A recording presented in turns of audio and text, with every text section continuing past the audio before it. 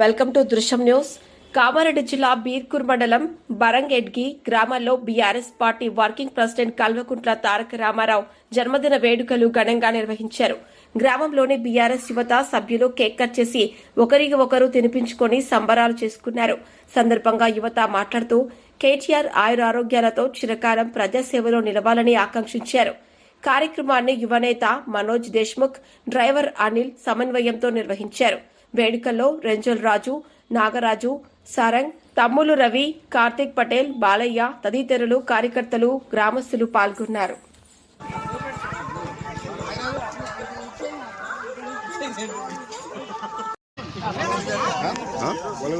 గంగాన పెట్టమన్నాడు, వాడు కేసీ సాయిగాడు పెట్టమన్నాడు, ఈనాడు తెలంగాణ పెట్టమన్నాడు.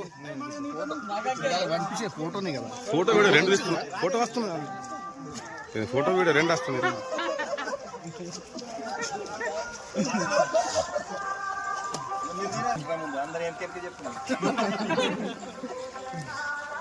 మీ అందరు కట్టి ఉంటుంది కదా మంచి.